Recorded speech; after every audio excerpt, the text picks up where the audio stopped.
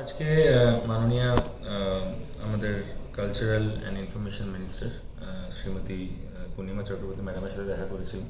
নবান্নে আমরা বেশ কিছু আমাদের দাবি জানানোর জন্য তার কাছে গেছিলাম এবং আমরা চেষ্টা করেছি সবসময় যে পারফর্মিং আর্টিস্টদের জন্য, কারণ আপনারা জানেন যে বেশ কিছু ফোরামস আছে ফর সিনিয়র ওয়ার্কার্স, ইম্পা আছে, দের আর multiple organizations and forums for different people, কিন্তু আমাদের পারফর্মিং আর্টিস্টদের জন্য, কালচারাল ওয়ার্কার্সদের জন্য, টেকনিশিয়ানসদের জন্য সেরকম কোনো ফোরাম নেই এবং থাকলেও হয়তো সেগুলো ততভাবে মানুষের সমস্যাটাকে সরকার অবধি পৌঁছে দেওয়া বা সেই কাজটাতে কোনোভাবে আমাদের মনে হয়েছে যে সম্পূর্ণভাবে করে উঠতে পারেনি বা হয়তো সম্ভব হয়ে ওঠেনি।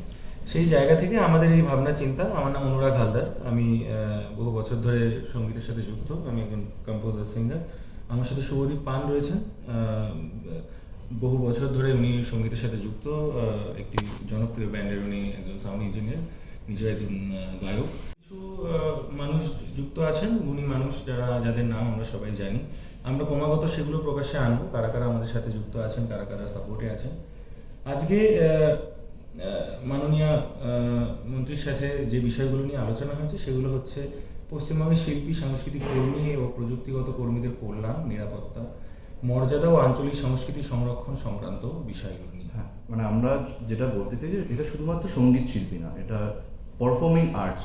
মানে আমরা পারফর্মিং আর্টিস্ট যারা আছি, সঙ্গীত হতে পারে, যারা নৃত্য হতে পারে, বাচিক শিল্পী হতে পারে, এবং যারা গান বাজনা স্টেজ ছাড়াও অফ স্টেজেও যারা এটার সাথে জড়িত, তাদের সবার প্রবলেমটা নিয়ে বা তারা যদি কোনো বিপদে পড়েন বা তাদের কল্যাণমূলক, মানে আমাদের মেন চেষ্টাটা হচ্ছে যে আমরা আমাদের যারা এখন আমরা এই শিল্পটার সাথে জড়িত আছি এবং আমাদের পরবর্তী প্রজন্মের জন্য যাতে তারা প্রপারলি তাদের শিল্পটার উন্মোচনের একটা জায়গা তৈরি হয়, সেটার জন্য যা যা জিনিসপত্র বা যে যে আবেদনগুলো সরকারের দিক থেকে আমাদের সাহায্যে আসা উচিত, সেই আবেদনগুলো এর সাথে সংকল্প আছে যে ভয়হীন আমাদের পারফর্মিং আর্টিস্ট এবং কালচারাল ওয়ার্কার্স, এদের মধ্যে থেকে ভয় মুক্ত আমাদের করা একটা খুব বড় আমাদের একটা এজেন্ডা।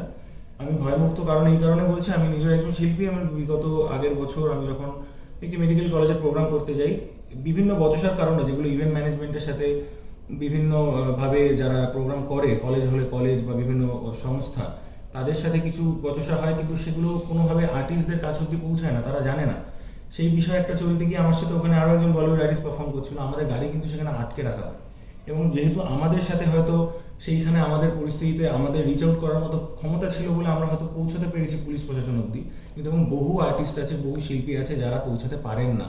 এবং আমাদের এখান থেকে তাদের কাছে অবধি, আমার শিল্পী বন্ধুরা, আমার ভাইয়েরা, বোনেরা, সবার কাছে অবধি আমার একটা মেসেজ থাকবে যে আমরা আপনাদের পাশে সবসময় থাকবো।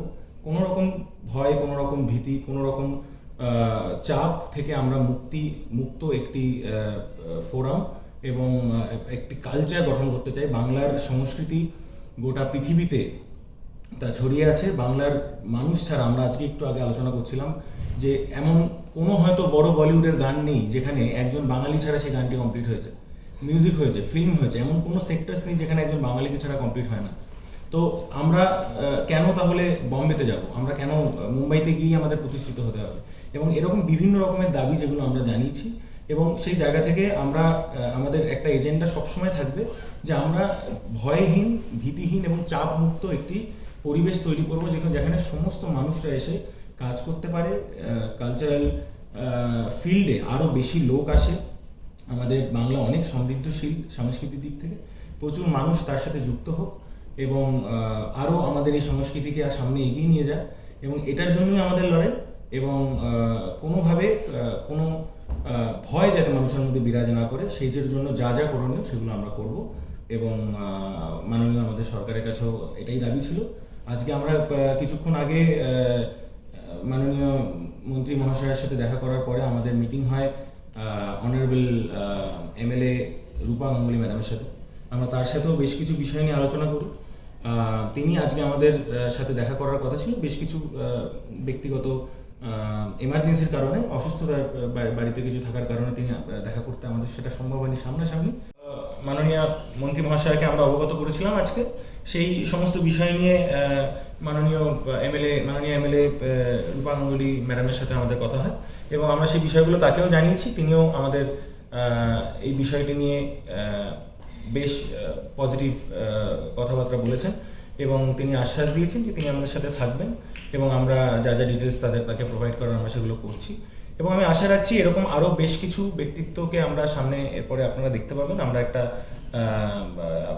আগত টাইমে হয়তো আমরা একটা প্রেস কনফারেন্স করব যেখানে আমরা আরও বিস্তারিত এই বিষয়গুলো নিয়ে আলোচনা করব। আজকের এটা করার আমাদের একটাই উদ্দেশ্য যে আমরা মানুষের অব্দি পৌঁছাচ্ছি, যে আমরা এরকম আমাদের কর্মসূচি শুরু হলো। আমরা এবার পরবর্তী যেটা করব যে আমরা একটা সোশ্যাল মিডিয়া পেজের মাধ্যমে আমরা একটা ফর্ম দেব যেখানে আমরা তারা কি প্রবলেমে পড়েন, যে আমাদের শিল্পী বন্ধুরা যারা এই শিল্প জগতের সাথে জড়িত আছে তাদের কি দাবি, তাদের কোন সুবিধাটা হলে বা কোন জিনিসটা সমাধান হলে আরও বেটার হয়, বা রিসার্চ অনুযায়ী কি করা যেতে পারে আমাদের বাংলার কালচারটাকে আরও আপলিফ্ট করার জন্য বা এই পরিবেশটাকে আরও আপলিফ্ট করার জন্য, সেটাও আমরা জানার জন্য একটা করবো। আমরা অ্যাকচুয়ালি ফোরামটা যেরকমভাবে ফোরামের কাজ যেটা একটা কমিউনিটি বিল্ডিং, আমরা সেটাই করার চেষ্টা করছি এবং আমরা স্লো অ্যান্ড স্টেডি এই নীতিতেই চলছি।